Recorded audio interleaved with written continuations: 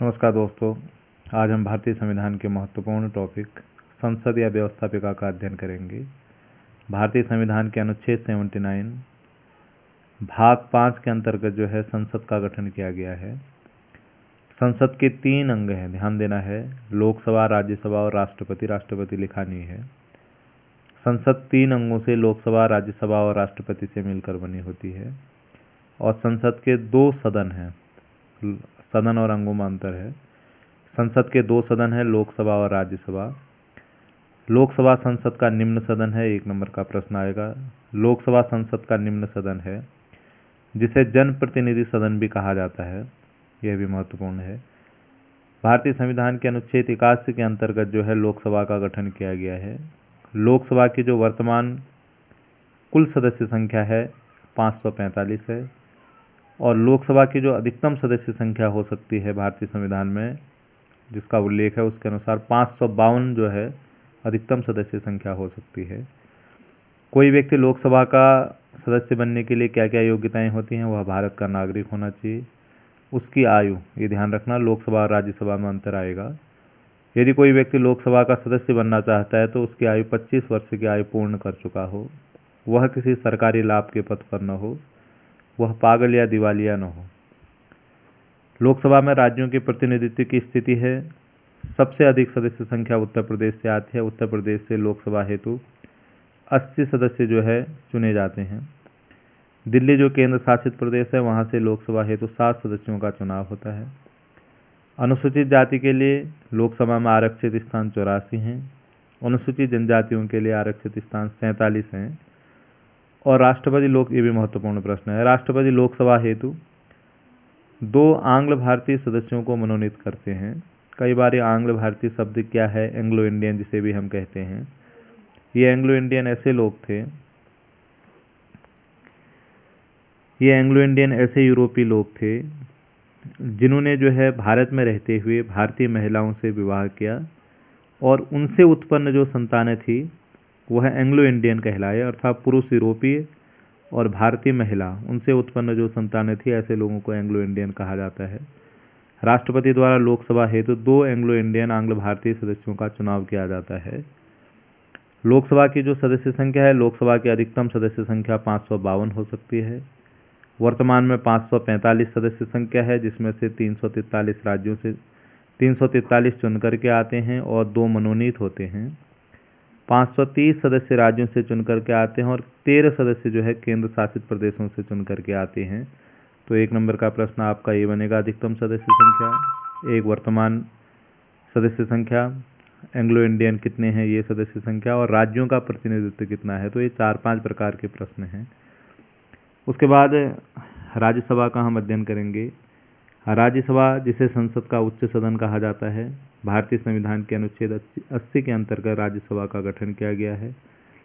राज्यसभा की जो वर्तमान सदस्य संख्या है 245 है और अधिकतम सदस्य संख्या जो है 250 हो सकती है। अधिकतम का आप ध्यान रखिए। योग्यताएं, राज्यसभा का सदस्य बनने के लिए 30 वर्ष की आयु पूरी होनी चाहिए। बाकी योग्यताएं वही हैं कि वह भारत का नागरिक हो, पागल दिवालिया न हो।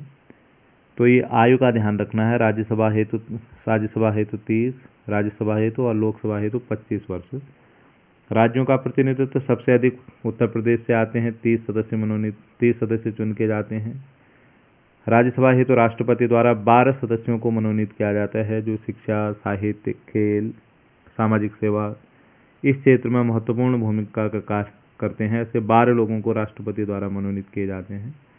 ये समझना है प्रश्न। राज्यसभा एक स्थायी सदन है जो कभी भंग नहीं होता है। इसका कार्यकाल निश्चित नहीं है। यहाँ पर प्रश्न आएगा राज्यसभा का कार्यकाल, तो राज्यसभा का कोई कार्यकाल नहीं है। राज्यसभा स्थायी सदन है।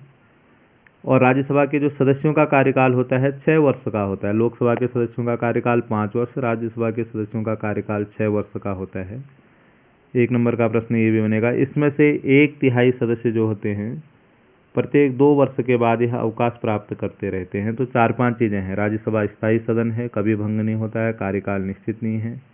राज्यसभा के लिए जो सदस्य चुन के जाता है उसका कार्यकाल 6 वर्ष होता है और इसके 1/3 सदस्य प्रत्येक 2 वर्ष पश्चात जो है अवकाश प्राप्त करते हैं। अधिकतम सदस्य संख्या राज्यसभा की 250 हो सकती है। वर्तमान में 245 हैं। 233 चुन करके आते हैं, 12 सदस्य राष्ट्रपति द्वारा मनोनीत किए जाते हैं। उसके बाद संसद के सत्र हैं। संसद के 3 सत्र होते हैं, बजट सत्र, मानसून सत्र और शीतकालीन सत्र। इसके दिए गए हैं कब से कब तक हैं। लोकसभा के पदाधिकारी लोकसभा के सदस्य अपने में से एक अध्यक्ष का और एक उपाध्यक्ष का चुनाव करते हैं। लोकसभा के जो प्रथम अध्यक्ष थे जीवी मावलंकर, ये प्रश्न भी पूछा जाता है। वर्तमान अध्यक्ष श्री ओम बिरला हैं और लोकसभा का अध्यक्ष जो है उपाध्यक्ष को अपना त्यागपत्र देते हैं। राज्यसभा के पदाधिकारी राज्यसभा के जो सभापति होते हैं, महत्वपूर्ण प्रश्न है। राज्यसभा के सभापति भारत के उपराष्ट्रपति हैं। श्री जगदीप धनखड़ जो है भारत के वर्तमान सभापति हैं। त्यागपत्र राष्ट्रपति को देंगे। यदि राष्ट्रपति अपना त्यागपत्र देंगे तो वह उपराष्ट्रपति को देंगे और उपराष्ट्रपति अपना त्यागपत्र राष्ट्रपति को देंगे।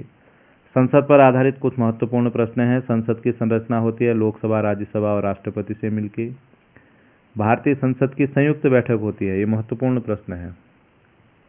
साधारण विधेयक के संबंध में संसद के दोनों सदनों की संयुक्त बैठक की अध्यक्षता, ये भी बहुत महत्वपूर्ण प्रश्न है। लोकसभा के अध्यक्ष इसकी अध्यक्षता करते हैं। राष्ट्रपति राज्यसभा में कितने सदस्यों को मनोनीत करते हैं? 12। भारत में संसद के एक सदन की गणपूर्ति अर्थात किसी सदन की कार्यवाही होनी है तो उसके लिए 1/10 सदस्य होने बहुत ज़रूरी हैं, तभी संसद की कार्यवाही प्रारंभ हो सकती है। संसद के किस सदन को प्रतिनिधि सदन कहा जाता है? लोकसभा को। संसद का लोकप्रिय सदन है लोकसभा। संसद का स्थायी सदन है राज्यसभा। अनुच्छेद 79 के अंतर्गत संघ की एक संसद होगी जो राष्ट्रपति और दोनों सदनों से मिलकर बनेगी।